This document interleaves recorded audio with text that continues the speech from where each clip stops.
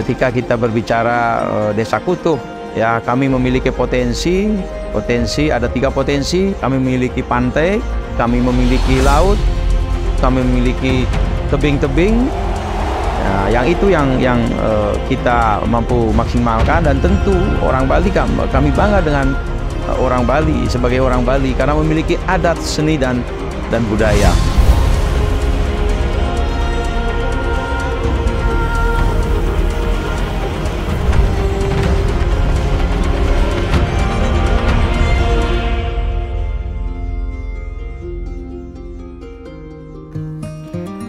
Kamu pasti pernah dengar Pantai Pandawa yang ada di Bali.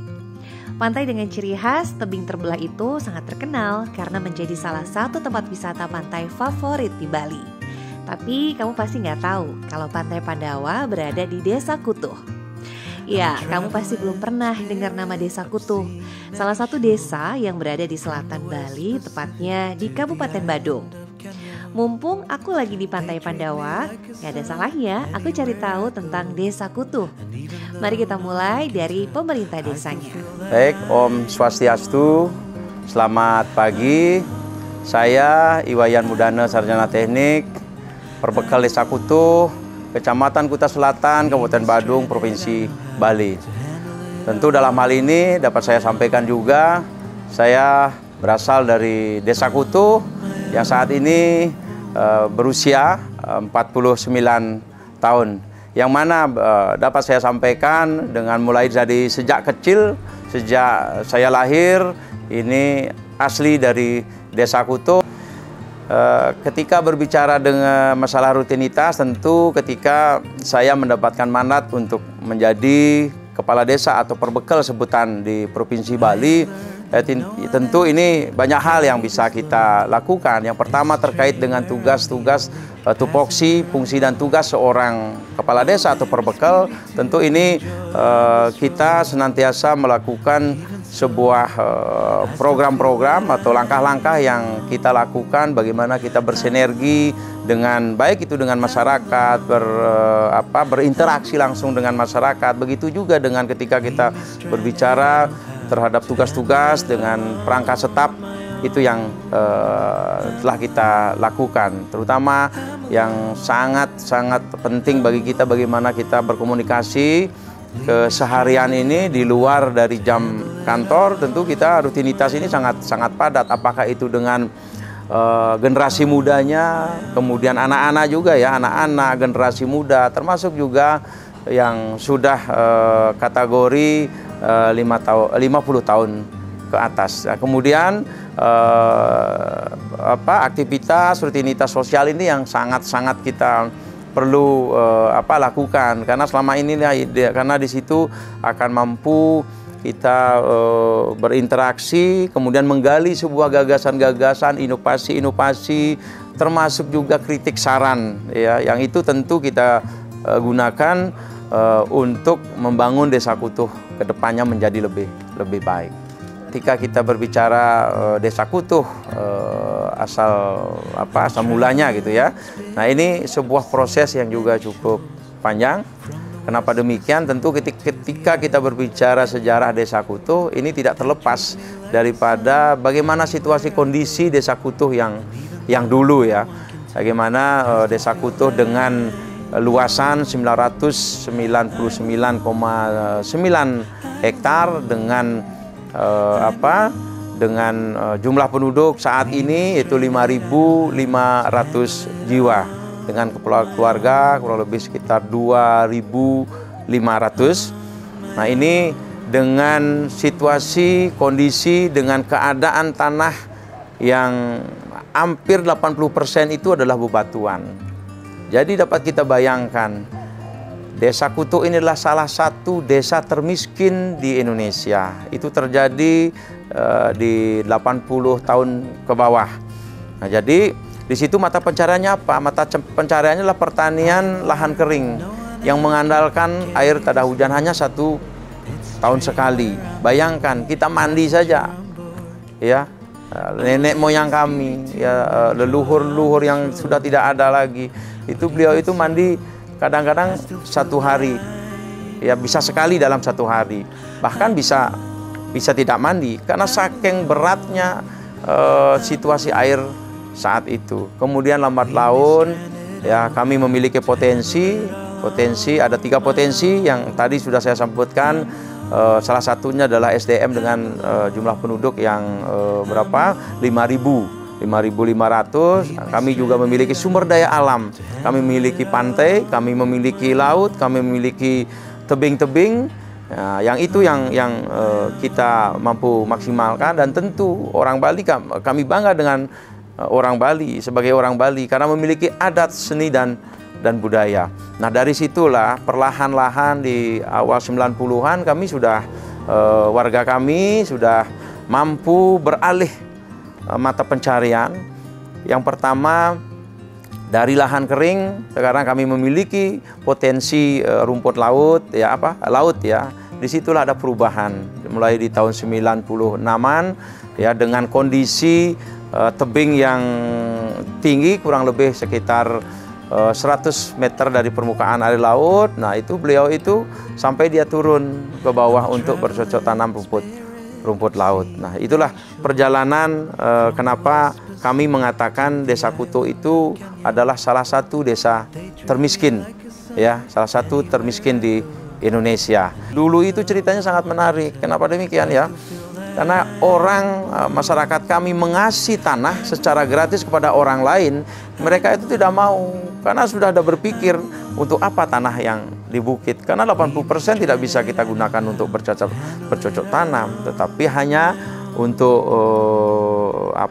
untuk peternakan, itu pun sapi. Nah, kemudian kembali ketika berbicara peternakan sapi, ini diperlukan dedaunan, makanan sapi kan gitu. Nah, selanjutnya ketika warga kami sudah mampu beralih mata pencarian dari pertanian lahan kering ke laut ya, sebagai petani rumput laut. Nah, disitulah ada perubahan yang sangat signifikan, bagaimana dari masyarakat kami hampir waktu itu hampir 70% masyarakat kami bercocok tanam di laut dengan rumput tani, dan hasilnya pun produksi hasil taninya itu cukup diperhitungkan ya, bukan nasional juga internasional, hasil produknya itu bagus. Kelompok tani rumput laut ini memiliki prestasi-prestasi secara nasional, ada tingkat juara 1 juga. Nah, inilah membuat pejabat-pejabat dari pusat untuk datang ya, karena datang tujuannya membina, menilai, sehingga desa kami semakin terkenal ya. Kemudian di awal tahun atau sebelum tahun 2000 itu, jalan yang awalnya fungsinya ya dari tebing menuju ke laut itu, yang tadi itu tingginya kurang lebih sekitar 100 meter lebih dari permukaan air laut, fungsinya hanya untuk upacara adat, yaitu melasti yang datangnya setiap tahun. Itu awal kenapa jalan setapak itu ada. Sehingga di tahun 2011 istilahnya ketika kami Desa Kuto ini dipercaya sebagai perwakilan Bali dalam lomba tatap pemerintahan tingkat nasional, kita mendapatkan juara 2. Nah, disitulah sudah ada perubahan. Di situ ada istilahnya membelah tebing mengais dolar. Itu yang dulunya dikenal dengan Secret Beach, pantai rahasia kan gitu.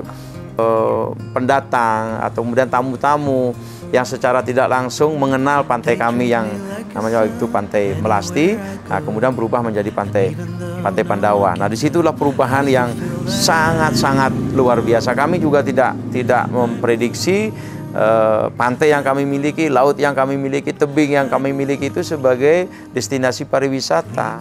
Kami percaya ini sebuah karma baik dari nenek moyang kami yang luar biasa. Pada akhirnya kami menikmati ini. Ya, jadi kami percaya itu.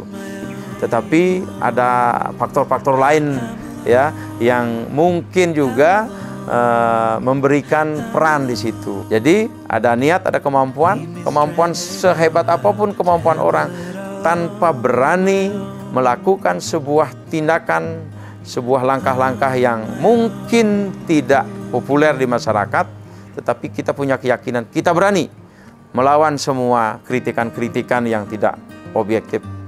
Kita lurus bekerja, saya yakin semuanya akan bisa berjalan dengan baik. Itu Desa Kuto. Jadi 3K itu ya, kemauan, kemampuan, dan keberanian.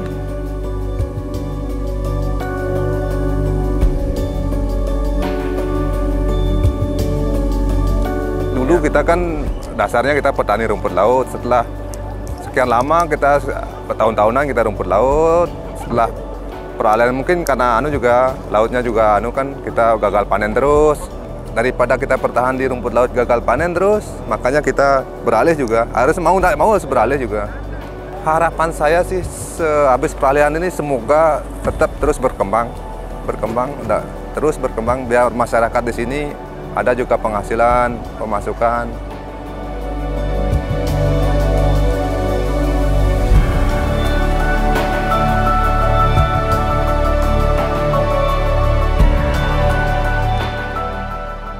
Perkenalkan, nama saya Nyoman Camang, jabatan Sekretaris Desa Kutu. Nah, kemudian dari situ juga pendapatan masyarakat itu mulai meningkat, walaupun artinya menuju penuntas kemiskinan masih jauh, tetapi ada taraf pergeseran ya pendapatan di situ.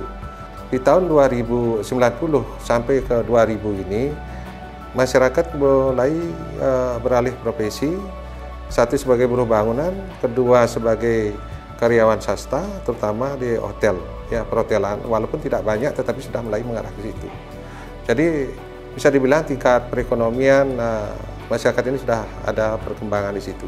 Fase selanjutnya itu dari 2000 sampai 2011, disinilah baru bisa dilihat perkembangannya yang cukup signifikan. Ya, 2000 ini kebetulan kita mulai merintis desa, ya, dari menjadi desa persiapan. Kemudian tanggal 12 Maret 2002 itu kita sudah bisa definitif. Dari situ, karena desa sudah definitif, di situ ada tuntutan baik itu dari pemerintah daerah dan masyarakat bagaimana kita memolakan pembangunan untuk mempercepat artinya proses perkembangan di desa, terutama mengarah ke ekonomi, ya. Jadi bisa dipertanggungjawabkan lah itu. 2011 itu kejadiannya. Kemudian di situ juga mengantarkan kita sebagai salah satu desa yang berprestasi, kemudian bisa meraih juara 2 tingkat nasional, ya. Itu berkah. Kemudian dari situ itu yang memotivasi kita kembali. Kemudian infrastruktur kita perbaiki. Kemudian pertanian rumput laut masih eksis sampai 2011 itu. Cuma setelah 2011 itu ada pergeseran masyarakat dari petani rumput laut ke pariwisata yang disebabkan, ya, adanya ini ternyata pertanian ini berkah ini tidak ada fase-fase. Barangkali apakah sudah diatur seperti itu oleh yang di atas, kita tetap syukuri. Jadi 2011 itu pertengahan sampai ke 2012 akhir itu pertanian rumput laut ini selalu mengalami gagal panen dan gagal panen. Di situ masyarakat bahu-membahu. Jadi itu yang kita syukuri. Jadi masyarakat memberikan dukungan walaupun waktu kita merintis jalan itu barangkali banyak masalah yang kita hadapi, kita maklumi karena mereka juga belum tahu tujuan akhir kita apa. Karena masyarakat yang dari petani ke pariwisata ini tidak gampang juga, ya. Di pariwisata dibutuhkan satu kemampuan komunikasi, bahasa, ya, penampilan dari penemu rumput laut itu yang biasa berbahasa ini sudah penampilan harus dirubah. Kalau tidak demikian gimana pengunjung bisa tertarik dengan kontak dengan kita kan itu. Nah itu kami setelah beralih pariwisata 5 tahun kemudian itu kita evaluasi, ternyata ini alam menseleksi masyarakat, ya, yang tidak mampu mereka sudah mundur. Nah ini sebenarnya masih kita jaga, masih kita ingin kembalikan mereka agar kembali bisa jadi petani yang nanti bisa pada kasus pertanian ini kita juga jual, ya, sebagai salah satu unggulan pariwisata yang kita miliki. Nah tapi kita optimis di Kutu kita karena melalui komunikasi tentu ini juga akan bisa membentuk mindset masyarakat, ya. Nah intinya disitulah kita perlu ada kesabaran, ya, untuk artinya melayani masyarakat, membimbing masyarakat, ya, tanpa dengan mengenyampingkan kepentingan pribadi. Gitu. Nah kemudian pemerintah desa ini juga membuka pembinaan pelatihan bahasa. Tapi masyarakat kadang-kadang ini tidak menyambut terlalu antusias. Karena mungkin mereka berkomunikasi setelah di lapangan ini, cukuplah, paslah bahasa segitu aja sudah bisa mengcover. Barangkali seperti itu. Tapi pembinaan untuk ini ke depan kita masih tetap ya. Cuma karena memang kita di pemerintah desa ini setelah 2014 itu menyerahkan sepenuhnya pengelolaan itu kepada desa adat. Kemudian ada badan usaha yang mengelola di situ, itu kita berikan tugas bagaimana mereka mampu untuk memberikan pembinaan, apakah dari segi SOP itulah tadi, bagaimana melayani tamu, menyambut tamu, kemudian berkomunikasi. Kalau bisa bukan hanya satu bahasa, ya. Jadi situ karena pengunjung kita ini kan banyak nih, ada Cina, ya, Korea, ya seperti itu. Tapi yang bahasa umum yang bisa dipakaikan bahasa Inggris ya di situ. Nah sekarang ini sudah tersortir, yang tidak mampu bahasa mereka sudah ngambil pekerjaan yang lain, atau barangkali mereka sekarang sudah memasuki usia lansia, kan sudah saatnya mereka tinggal di rumah, mau cucu barangkali itu. Jadi anak-anak ini sudah menjadi regenerasi, itulah mereka harus sudah mempersiapkan diri. Ya harus ada perubahan, karena pariwisata ini tidak bisa kita stagnan begitu ya. Persaingan ini sangat-sangat kompetitif sekali ya. Kita punya inovasi besar terkait dengan pariwisata Pandawa ini. Ini tetangga desa induk kita juga termotivasi dari situ, mereka buat bisa, walaupun mungkin dari segi keasrian tempat, keluasan wilayah, kawasan itu tidak seimbang dengan kita, masih lebih kecil. Tetapi mereka, karena mereka baru artinya tumbuh setelah kita, jadi masalah yang kita hadapi di situ apa, mereka bisa cermin dari situ, bisa mereka meluncurkan yang lebih baik gitu. Maka dengan demikian ini kita kan setelah ada persaingan ini kita harus mampu juga berinovasi. Ya.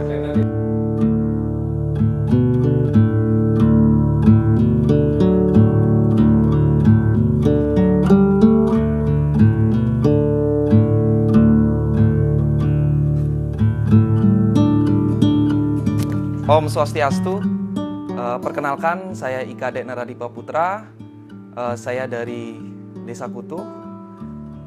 Saya menjabat sebagai Direktur BUMDesa Manik Sedana. Jadi BUMDes berdiri di tahun 2017 dengan penyertaan modal melalui APBDes dan juga dana desa sebesar 1,8 miliar. Jadi BUMDes sendiri memiliki 3 unit usaha. Yang pertama ada unit barang dan jasa, yang kedua ada unit Pancalispa, dan yang terakhir ada unit pengangkutan sampah.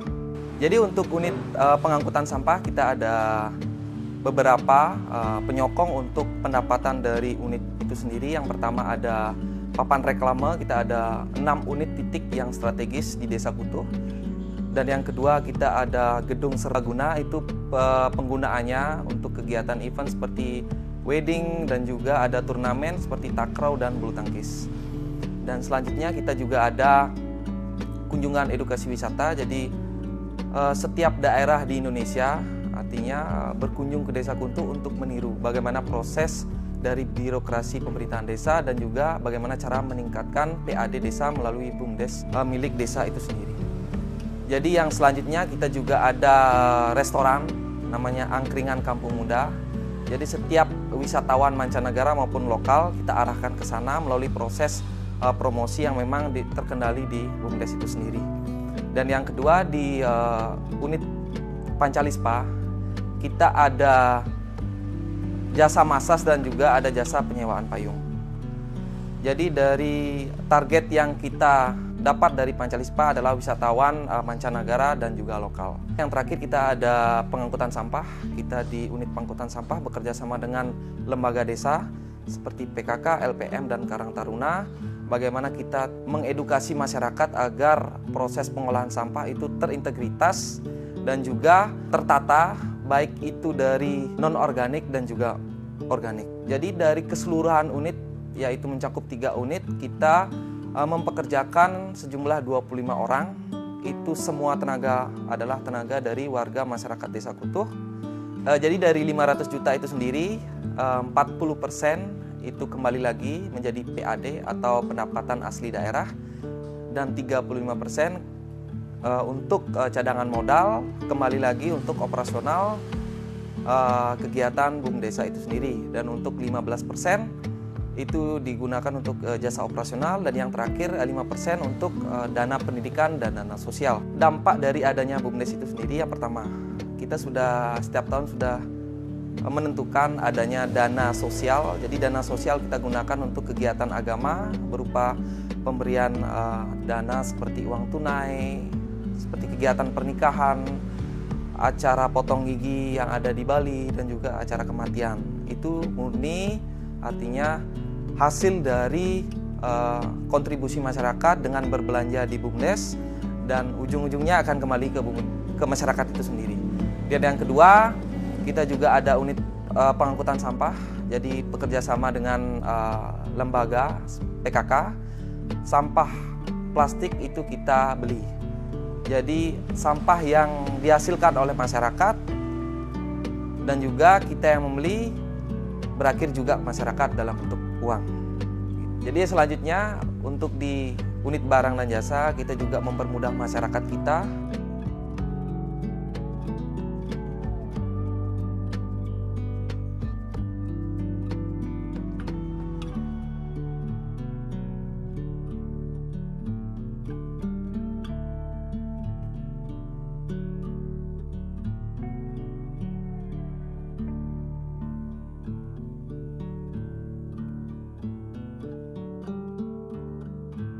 Jadi poin dari unit barang dan jasa terutama di toko kita adalah menargetkan untuk UMKM seperti warung. Jadi kita tidak langsung turun ke masyarakat agar nantinya UMKM di Desa Kutuh bisa berkembang, otomatis juga meningkatkan perekonomian desa. Jadi proses untuk pendaftaran dari UMKM masyarakat itu sangat mudah, kita permudah dari BUMDes. Ada cukup membawa KTP, dan kita yang akan nanti memberikan fasilitas seperti barang, jualan, produk-produk dari vendor yang sudah kerjasama dengan BUMDes. Jadi untuk pembayaran juga kita permudah. Jadi untuk mengurangi beban dari UMKM masyarakat lokal, kita minimal kita harus ada DP 50% dan sisanya bisa dilakukan dengan pencicilan. Dan kemudahan yang selanjutnya adalah kita juga bekerja sama dengan Pertamina, jadi badan usaha milik negara. Jadi apapun kegiatan atau badan usaha milik negara seperti jual beli gas LPG, kita permudah juga, kita pinjamkan. Artinya mempermudah UMKM untuk memutar modal dari warungnya. BUMDes Manik Sedana juga berkolaborasi dengan BUMDA. Dari hasil dari kolaborasi itu sendiri, kita bekerja sama ketika kita ada kunjungan edukasi wisata, kita berkolaborasi, pemaparan materi kita terima di pemerintahan desa, dan untuk objek-objek wisata kita bekerja sama dengan destinasi wisata Pantai Pandawa dan Gunung Payung, itu yang notabene adalah dikelola oleh BUMDA itu sendiri. Hubungan kita dengan BUMDA dan BUMDes Manik Sedana adalah seperti saudara. Terbukti juga ada satu unit kita yang terletak di kawasan pengelolaan BUMDA itu sendiri, yaitu Pancalispa. Jadi Pancalispa memang dari awal berdiri memang terletak di kawasan pengelolaan BUMDA itu sendiri. Jadi untuk penempatan unit kita di Pantai Pandawa yang dikelola oleh BUMDA, kita ada sistemnya sewa untuk setiap blok itu sama, tidak berlaku untuk BUMDes saja, tapi setiap warga lokal memang diterapkan seperti itu. Jadi salah satu subunit kita dari unit barang dan jasa, kita ada salah satunya adalah Pertasop. Jadi Pertasop ini sendiri digagas di tahun 2023 awal, jadi bekerja sama dengan BUMN, Pertamina, dan juga bekerja sama dengan Kementerian Desa untuk memajukan investasi di Desa Kutuh.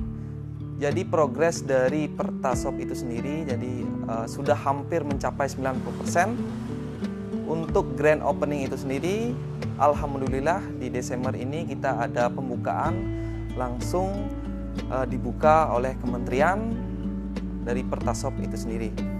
Jadi dari Pertasop itu sendiri kita juga tidak hanya menjual bahan bakar yang non subsidi, jadi kita bekerja sama dengan bank daerah untuk membuat anjungan tunai mandiri, dan yang kedua kita juga ada kerjasama dengan beberapa vendor yang kita sudah menjadi rekanan. Kita akan membuat minimart dengan zero pembiayaan. Jadi nanti sistemnya kita ada konsinyasi dengan beberapa vendor. Itu tujuannya untuk menjadi role model pengembangan BUMDes tanpa modal. Jadi lahan untuk pembangunan Pertasop adalah murni dari keikutsertaan masyarakat untuk mengembangkan BUMDes Manik Sendana itu sendiri. Jadi masyarakat mengikhlaskan untuk menghibahkan lahannya untuk pengembangan BUMDes digunakan untuk Pertasop dan pengembangan lainnya. Tapi dari beberapa penelitian kita lakukan, memang bekerja sama dengan BUMN itu memang alhamdulillah memang menghasilkan. Terbukti juga dari BUMN, suplai gas juga kita sudah terapkan, sampai sekarang juga kita ada hasil. Berarti ini tergolong agen juga ya? Iya. Kalau untuk yang gas ini? Jadi untuk gas itu sendiri kita sudah pangkalan, Pak. Kita pangkalan, kita agen resmi. Jadi ketika ada masa gas-gas seret, itulah gas seret, arti aturan dari pemerintah itu diutamakan langsung turun ke agen. Jadi kita ketika gas turun langsung, kita toko kita yang akan menampung, jadi masyarakat itu tidak kesusahan untuk mencari gas. Jadi masyarakat Desa Kutu sudah sadar dengan adanya BUMDes, dengan masyarakat berbelanja ke BUMDes, BUMDes pun bisa mengembangkan potensi desa melalui usaha-usaha milik desa, dan dengan hasil dari BUMDes itu sendiri nanti juga akan kembali ke masyarakat itu sendiri. Jadi terbukti dengan kegiatan agama yang kita memang poskan untuk kegiatan seperti pernikahan, potong gigi, dan juga kematian. Ya, jadi untuk pengelolaan kegiatan upacara agama, kita sebut itu upacara agama, itu memang ada panitianya khusus. Jadi untuk Desa Kutu itu sendiri, sebenarnya semua masyarakat Desa Kutu itulah desa adat. Ya, jadi semua masyarakat sekitar hampir 5.000 sekian masyarakat itulah masyarakat adat. Jadi karena aturan dari pemerintahan Indonesia, artinya diwajibkan untuk membuat pemerintahan desa, makanya adanya pemerintahan desa, dinas, dan juga adanya desa adat itu sendiri. Artinya semua desa yang ada di Bali pasti punya desa adatnya. Jadi selain kontribusi BUMDesa Manik Sendana kepada pemerintahan desa melalui PAD atau pendapatan asli daerah, jadi ada juga kegiatan dari pemerintahan desa, yaitu ulang tahun desa. Kita support melalui vendor yang kita ajak kerjasama. Jadi HUT desa kita laksanakan di lapangan desa. Jadi kita mengundang masyarakat untuk ikut euforia lah untuk bangkitnya Desa Kutu, artinya dengan bertambahnya usia dan berkembangnya Desa Kutu melalui perekonomian yang disalurkan dan dikelola oleh badan usaha BUMDA dan juga BUMDes Manik Sendana itu sendiri. Harapan saya sebagai perwakilan dari BUMDes, jadi untuk Desa Kutu, semoga Desa Kutu semakin maju dan juga semakin menjadi role model dari desa se-Indonesia.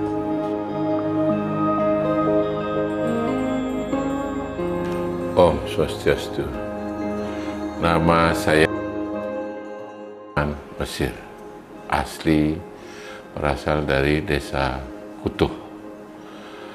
Kemudian keseharian saya sekarang menjadi bendesa Desa Adat Kutuh atau disebut dengan Tetua Desa Adat Kutuh.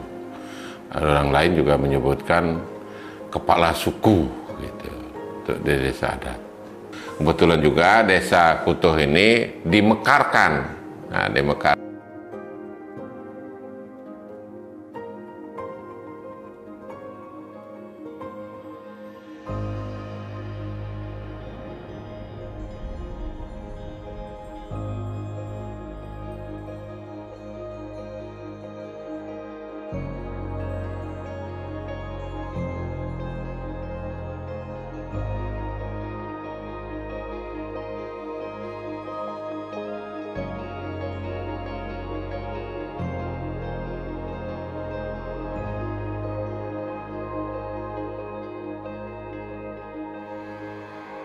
Pada waktu kita akan mengarah ke pariwisata, baru dari Karang Taruna pada waktu itu untuk memancing masyarakat.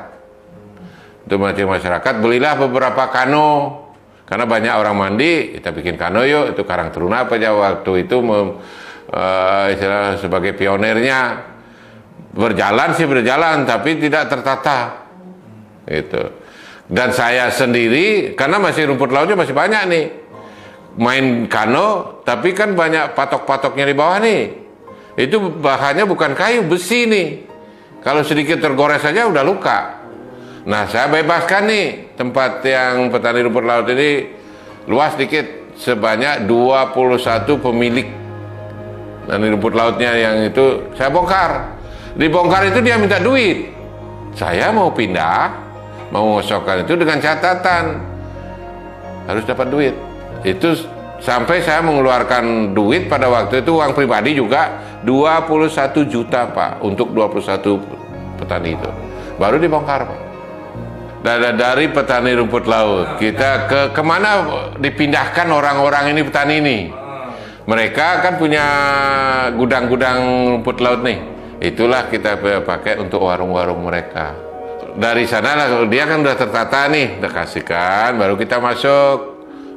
Karena kita di pariwisata, awalnya turis-turis itu yang banyak, belakangan baru ada domestiknya gitu.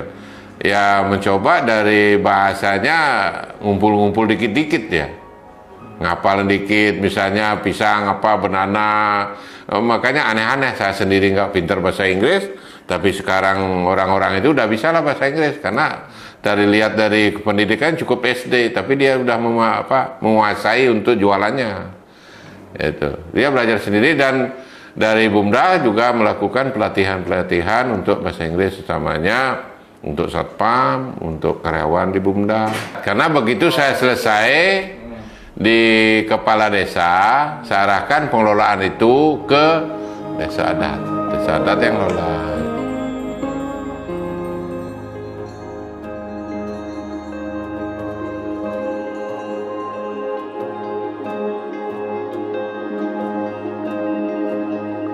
Di sanalah nyicil, ada Pak Menteri Kelautan pada waktu itu, Pak Cicip ya. Cicip datang, Pandawa yang patung gininya, patung Arjunanya, beliau kan putih nih, putih ganteng gitu. Pak Cicip kan ganteng nih, Arjuna, 100 juta Pak. Keluar, uang pribadi beliau, bukan uang menteri nih. Uang pribadi beliau menyumbangkan untuk patung Pandawanya itu, yang itu di Arjuna. Karena kalau itu juga punya utang pada waktu kita perbaikan di Pandawa itu ada senderan, itu kita peminjam diaturlah oleh Bendesa pada saat itu, masukan itu masih kecil jumlahnya. Setelah saya di DPR 2014 ada perdanya, baru kita kerjasama dengan Pemda. Kenapa? Karena Pemda juga kan aspalnya dari Pemda, repguardnya juga dibantu dari Pemda, atau penataannya juga dari Pemda. Nah mudah-mudahan 2024 ini dari depan, dari candi itu sampai ke pantai itu ditata full oleh Pemda, sehingga nanti kalau udah itu ditata dengan apik sesuai dengan master plan kami yang kami udah buat bersama Pak Bupati, ditanda tangan Pak Bupati. Keren, Bapak datang ke sini bukan kayak gitu lagi. Ibarat Bapak akan masuk ke hotel yang berkelas itu, berbintang. Bukan bintang kecil, bintang gede itu. Itu ada master plan-nya Pak. Kalau nanti Pak minta saya kasih itu rancangan 2024. Nah, itu akan itu, dan kalau itu terwujud mungkin di Kuta Selatan nggak ada Pak. Terus kalau gitu gila kalau saya, karena gini obsesi saya nggak mau Pandawa itu kalah dengan nilainya, cuma satu-satunya di Kuta Selatan yang terhebat Pandawa, gitu aja. Sekarang bantuannya kemana? Sumber dananya dari mana? Kalau sombong dari Bendesanya. Satu sumber dananya dari desa adat sendiri. Kalau desa adat nggak ada, dari Pemda. Kalau Pemda juga, Pemda kan tidak semuanya bisa dibiayai. Misalnya beach club, kan nggak bisa. Kalau infrastruktur yang lainnya oke lah. Beach club kita harus kerjasama dengan pemilik modal. restunya juga dari Kabupaten Badung gitu juga. Baru kita bisa jalan. Kalau jualan pariwisata kayak gitu-gitu aja orang bosan. Ibarat beli nasi, kemarin itu, sekarang itu juga 3 kali ke tempat ini kan bosan. Carilah tempat lain. Makanya sekarang kalau penikmat pariwisata itu di mana yang baru walaupun jelek kan pasti orang ke sana duyun-duyun. Ini kalau pariwisata itu sama dengan jualan buka restoran tuh. Sama itu, nggak ada bedanya. Menunya ini harus tetap diperbaiki, bila perlu ditambah. Gitu loh. Untuk urusan sekarang desa adat, khusus di Kutuh nih, khusus di Kutuh. Saya nggak mau cerita yang lain. Khusus kita di Kutuh, karena di desa adat Kutuh itu banyak pura yang harus menjadi tanggung jawab desa adat. Kami itu namanya setelah ada Bumda, itu semua untuk urusan bisnis, jadi kami serahkan di Bumda untuk mengelolanya. Tapi pemilik Bumda itu adalah desa adat yang kita komandai dari pendesa dengan jajaran perjurunya, pengurusnya gitu. Nah kemudian ini semuanya harus rekomendasi apa misalnya digerakkan, harus rekomendasi sepengetahuan dari ownernya itu kan desa adat. Desa adat itu dipimpin oleh seorang pendesa dengan jajarannya ada, bukan sendiri, ada Sabo Desa, ada Kerta Desa, ada 4 Klian Banjar Adat. Inilah kita merumuskan, baru kita serahkan kepada pengelolanya yang ada di Bumda, seorang direktur utama Bumda. Gaya kan Bumda, direktur. Kemudian baru di bawahnya ada manajer. Nah seperti itu. Nah sekarang juga kalau tidak ada itu capek kita. Nah dari sanalah hasil dari sana baru akan di sekian persennya masuk ke desa adat. Inilah yang akan dikelola dana ini oleh desa adat. Satu untuk upacara, ya nyonya upacara ordalan untuk pura-pura 14 peleban pura ini. Itu kurang lebih, bukan kurang lebih, 2 miliar itu habis dalam 1 tahun nih. Kemudian pura-pura keluarga lagi 10 juta per 1 tahun dia dapat. Orang meninggal juga dapat, ngaben juga dapat, orang nikah juga dapat. Ini semuanya uang ke sana. Apa kalau ada yang cara-cara potong gigi juga kita harus nengok gitu. Gimana masyarakat? Gratis. Istilahnya tidak mengeluarkan duit, bukan gratis. Kenapa? Karena kewajiban desa adat juga untuk mengabennya ini untuk masyarakatnya sendiri. Gitu. Kewajiban. Jangan nanti disebut dengan gratis, enggak. Cuman dia tidak mengeluarkan duit gitu. Jadi leluhurnya sudah melinggih di Merajan. Melinggih nih, dia santai-santai aja nunggu di bawah. Cuma dia ayah. Nah kemudian dari sekian pura itu apakah masyarakat itu mengeluarkan iuran? Enggak. Yang penting dia ikut ngayahnya untuk persiapan upacaranya dan sembahyang. Itu aja intinya. Desa dinas atau dari perbekalan dia juga ikut memberikan support untuk pengabenan kemarin itu aja. Ya 300 juta dikasih gitu. Kemudian LPD, itu LPD kan milik desa adat nih, tapi dia punya tabungan khusus untuk untuk pengabenan memang ada di 350 juta. Selebihnya ini baru desa adat penuh. Kalau di pengelola Pantai Pandawa sesuai dengan keputusan Bupati kan kita di desa adat langsung ke Bupati. Kalau pesan saya kan bagaimana pesan dan kesan nih. Kalau pesan apa yang sudah ada sekarang jangan pernah puas. Kita harus sebagai masyarakat desa Kutuh, terutamanya masyarakat adat dan dinas harus berbenah terus. Jangan pernah merasa puas untuk membuat atau mensejahterakan masyarakat kita sendiri. Kemudian kalau pesannya Bapak Presiden kan membangun dari hilir, bukan dari hulu ke hilir. Kalau bisa memang harus desa itu ditamakan, tapi kalau membangun desanya, oke lah membangun dari hilir kan dananya harus juga dari hilir lebih banyak daripada pusat. Karena pemilih-pemilih kan ada di tingkat desa-desa. Itu sebenarnya doronglah dana itu ke bawah yang lebih banyak sehingga masyarakat itu bisa membangun. Ya, kalau dia suatu tempat itu punya potensi yang bisa dikembangkan, secara maksimal. Kalau enggak kan mentok. Gitu. Karena di Bali juga banyak hal-hal seperti itu yang terjadi, Pak. Dikebu dengan aturan-aturan harus bikin gini-gini itu, setelah dia mau mencoba potensinya nggak cocok, mati juga. Kalau kita di sini di Kutuh kan memang saran-saran itu nggak ada sih. Kita memang produk dalam negeri. Membelah tebing juga dari inisiatif dari masyarakat sini juga. Memperpanjang itu nggak ada.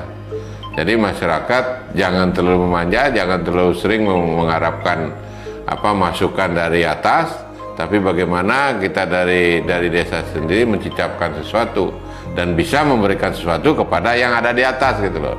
Contohnya Pendawa kan juga masukan dari Pendawa, inisiatif dari masyarakat Kutuh menciptakan itu, sekarang memberikan pendapatan kepada Kabupaten Badung juga. Kita tuh bukan hanya meminta aja, tapi kita juga bisa memberi gitu. Kalau masalah bisnis di Bumda, enggak ada konsultan khusus. Cuma direktur utamanya ini harus bekerja keras. Kemudian misalnya ini, kita bergerak di pariwisata. Kan kita punya destinasinya, DTW-nya, tujuan wisata. Dia harus orang direktur itu harus kerjasama dengan bagaimana mendatangkan tamu, travel agent. Ini tidak bisa diputuskan. Apakah cukup dengan dinas pariwisata? No. Makanya setiap tahun pada saat bulan puasa ada istilah buka puasa bersama. Bukan di sini, Pak. Ada di Surabaya. Yang di sini ke Surabaya, ngumpulin travel di sana, itu kemudian ke Solo, ke Jogja, gitu. Kalau enggak itu dilakukan, ditinggal kita. Kemudian bagaimana aturannya untuk atur di sana, gitu. Kalau enggak bisa kita main, ditinggal. Jemput bola. Kalau kita hanya mengandalkan dinas pariwisata, enggak. Kita harus punya inisiatif sendiri. Itu jualan untuk pariwisata. Sama dengan hotel-hotel itu kan sama juga, harus jemput bola dia. Nggak ada tamu datang ocong-ocong, enggak. Kalau kita kan apalagi dengan medsos segala macamnya nih, ada di TikTok, ada di udahlah gitu semuanya. Wah, ternyata pemerintahan desa di Bali sangat unik ya. Dengan sistem 2 kepemimpinan, mereka tetap dapat mengelola desanya dan membagi tugas masing-masing dengan tujuan yang sama, yaitu untuk mensejahterakan masyarakatnya. Semoga kedepannya tetap berjalan dan Desa Kutuh lebih maju lagi.